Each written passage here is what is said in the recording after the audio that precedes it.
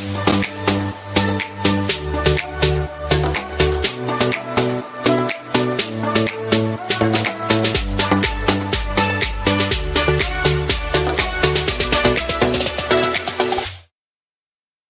good morning, and great morning to you, our listening audience. Guys, welcome to another fabulous episode of Exit Strategies Radio Show. Hey, I am your host, Corwyn J. Millett, broker and owner of Exit Realty Low Country Group in beautiful North Charleston, South Carolina. So guys, look, thank y'all for tuning in. Y'all know what our mission here is, and I want y'all to say it with me as we kind of level this thing off, because we got to set the foundation today.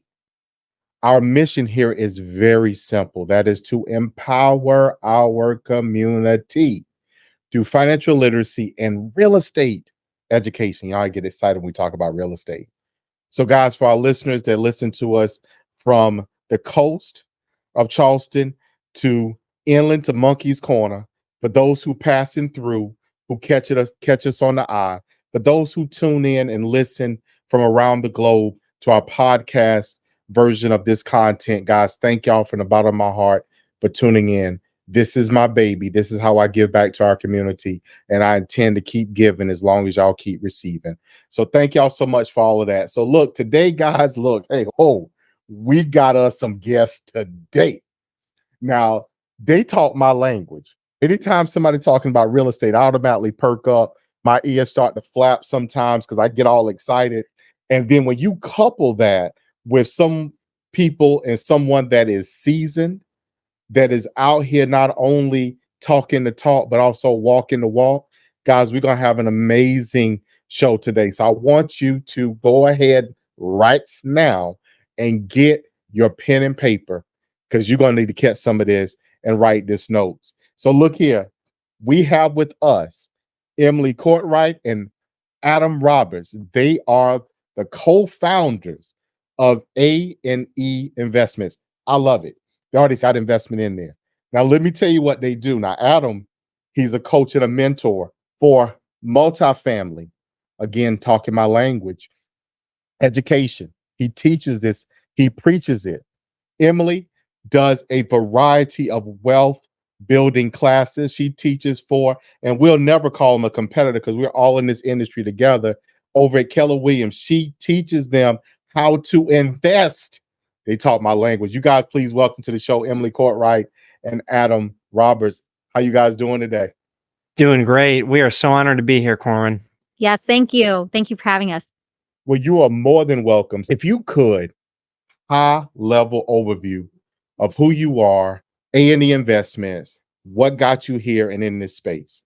So again, my name's Emily Cortright. This is my husband, Adam Roberts, and we started as engineers. We were climbing the corporate ladder. We were with GE Aviation, moving across the country, and finally, GE sold off the businesses we were in. And that was really the kick in the butt that we needed to realize that the corporate world wasn't the long-term game and they didn't care about you.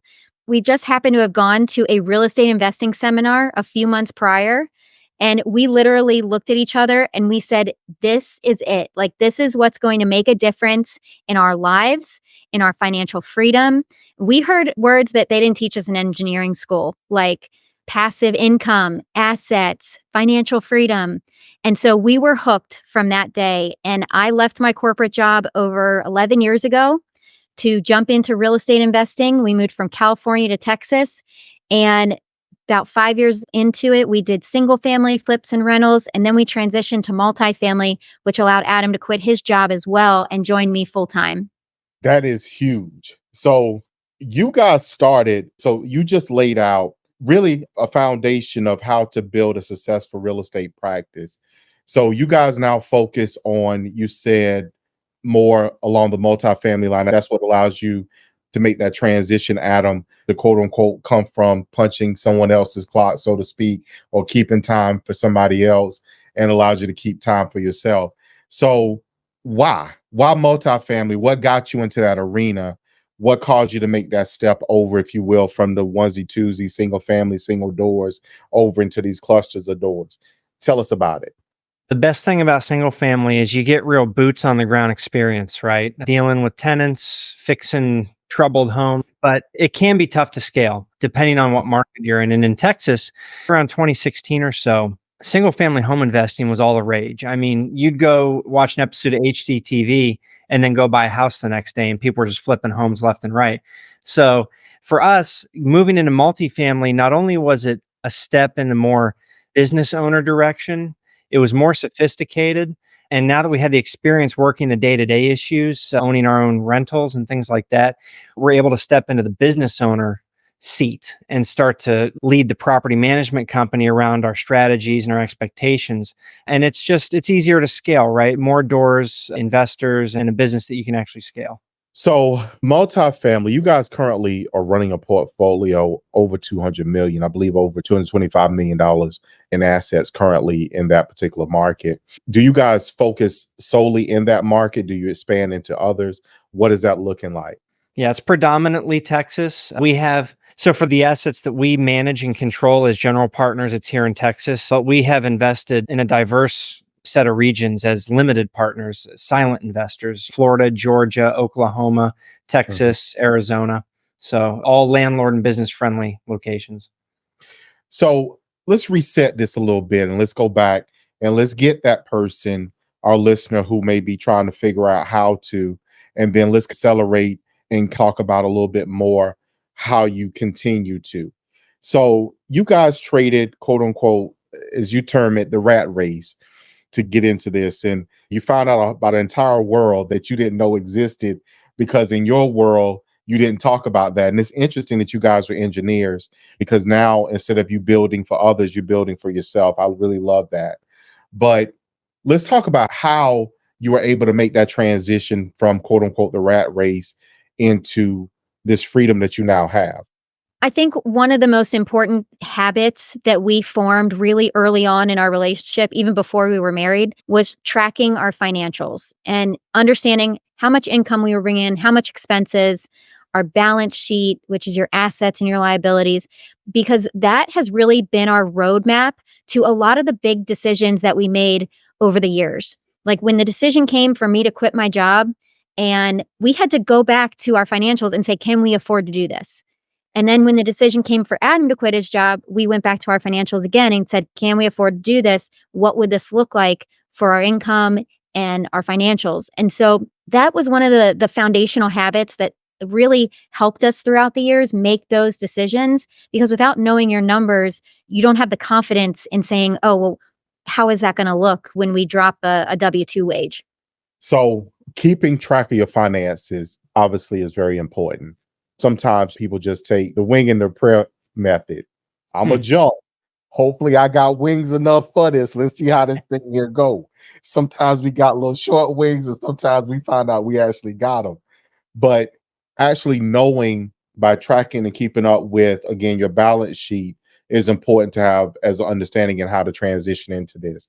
So I'm going to ask you the question that I already know the answer to, but sometimes, in Emily, Adam, sometimes people just don't get it. They see someone else do a particular thing and they think, well, it's just easy and anybody can do it.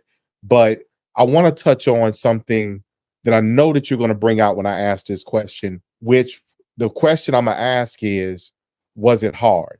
Yeah. Anytime you jump in and do something you've never done before, where you can't even define really beyond the financials, which great point by Emily, you can't really define the risk if you don't quite understand the pool you're jumping into. It's not easy. And so for someone who goes off and says, I'm going to go do this, that can be very difficult. And even today, as you grow a business, you're continuing to do that, right? That uncertainty of, okay, well, I need to grow this part of my business. I'm going to add this aspect, or I'm going to bring in this team or whatever. And that just, you redefine the term fear, really, because you get over that aspect of it, but it's never certain. There's always that element of challenge that you have to kind of work around. So what carried you through in those moments when my imaginations, and please, but I'm pretty sure there's been some mornings over the breakfast table that you guys have looked at each other and somebody just pushed their whole plate to the side and said, man, look here, what are we doing? So what is it that in those moments that you're able to tap into that allows you or keeps you encouraged and motivated to trudge forward? mean, for us, I believe it's just being in full control of your destiny 100%, not having someone else in control, not even allowing someone else to have input on it.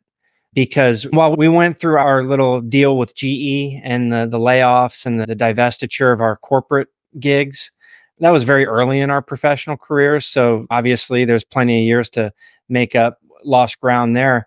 But that was really a symbol for us because we went from being first name basis with high up executives at the company to I don't even know you.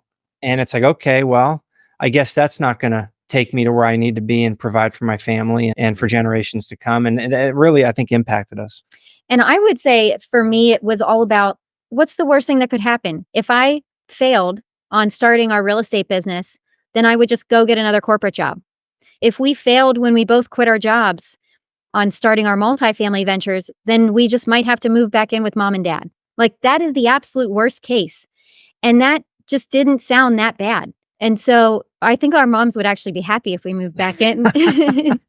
But you think about for the financial freedom and for the journey and in the end, it is completely worth it because the worst things that could happen aren't really that bad. I like that. I love that because that is so true. Unfortunately, sometimes we get so bent out of shape, so afraid of quote unquote being reset that we forget technically where we came from. I've heard this thing repeatedly that the average millionaire goes broke 3 times. And the reason why they still make it is because even in the midst of all of that, what they know fundamentally is one thing. If I made it to this point and have to go back and start over, then I know how to get back to that point and I know what caused me to go wrong. So I change something to go further. If I end up back again, then I know how I got here. I know how I got there. I know what I did wrong. Let me change that up and go further. And usually that third time is when they make it quote unquote all the way over into that land. So let's change up. So we talked about that thing that, okay, I got started with this, I'm doing this, and then, okay, now we're ready to go into this, and we're gonna make this additional transition.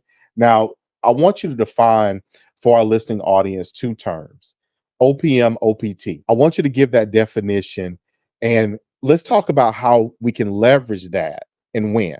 So let's go. OPM, other people's money. And other people's money is so critical, whether you're talking about real estate investing, whether you're talking about any other type of investing, it allows you to skyrocket your returns. Because when you put all your own money into something and you get the same amount of returns, it's minuscule compared to if you would have leveraged other people's money. You want to talk about OPT? Yes, other people's time, which is OPM's close cousin. Essentially, if you think about it, and honestly, this took me years to realize, but regardless of whether you're getting started or you're a veteran in any industry, your time is extremely valuable. People undervalue their time so much. And so whether it's hiring an assistant or a virtual assistant, or maybe finding a business partner who shares your passions and your energy, I mean, leveraging the skill set and the time of another individual can allow you, the investor or the business owner, to go off and do what you're good at, what you're passionate about. And it's amazing to just see how much even an hour or 2 hours in your day can add to the leverage of your business, the growth of your business. So other people's time, very undervalued, in practice, but by definition, very powerful. So you just like right here, joint ventures, partnerships, these things allow people to get further in. You guys are in the real estate space, so you get it. So from the agent perspective, I tell agents all the time, look, you're trying to figure out how to reinvent the wheel or trying to do this. You're not good at this. So why don't you do what you're good at, partner with someone who's good at what you're not good at, and you both can have a massive business together versus you having a piddling business alone. But many people will take the piddling business versus the massive business, not because they don't desire the massive business, but simply because they don't want to work with anybody else. Mhm. Ridiculous. Yeah. I get it, but it's ridiculous. Yeah. So I love that. So look, let's take this to another point because you guys talk about, because it's about scale. You reference in as we call in your bio, you reference the 10 times. I love that because I'm a Grant Cardone fan. You got to 10 times everything, whatever it is that you do, you got to do 10 times that. You'll blow this thing all up. I love this. I love his energy. So how does someone entering in, figuring out, how do they manage to 10 times that income over a 10-year period? Well, I think it really does start with measuring what you want to control. And like Emily said earlier, if you can find a cadence where you review your financials, what you're making, what you're spending, the assets you're purchasing, and how that's affecting your financial life, that's step one. I think step two is when you pick a business that you want to go after, and maybe that's being a successful real estate agent and building that business, or maybe it's investing in homes. I think you have to do the hard work for a period of time, right? I think you do have to bootstrap the business in a linear fashion. Like for us, that was buying single family homes, fixing them up and selling them, sometimes doing the work ourselves, right? I think you bootstrap to some extent before you realize the leverage piece of it, the other people's time and money piece of it. And then you become really smart about it. And once you figure out the leverage portion of it, like, oh gosh, I could borrow people's money to buy 10 homes that I can't afford on my own with all my systems in place. Or maybe it's, I could organize a team of real estate agents to help me do the work that I'm not good at or that I'm not valuable with, and then spend my time doing things, building my business. That is where you learn, hey, I did it the hard way for a period of time. I learned how to do it. I've got the ability and I've done the sweat equity. Now I'm smart about it. And you say, hey, that maybe you could do that in a couple of years, but that truly does take time, right? Some folks master it very quickly, but depending on your risk tolerance and how fast you go at it, that could take a couple of years to get to that leveraging point. I was just going to add that there's really two types of investors. There's the active investor and there's the passive investor. And you just have to know that as the active investor, you're going to be able to 10x your money a lot quicker. But that takes a lot more work. It's harder. It has more responsibility. But if you can pick a niche, an investing niche, and you can go and be the active investor and lead the deals and leverage OPM and OPT, then you will 10x your financials, your income within 5 years, 10 years, because the active investor is the person that brings back the highest return. The passive investor is along for the ride, but you can still do it. You can 10x your money as a passive investor. It's just going to take a little bit longer.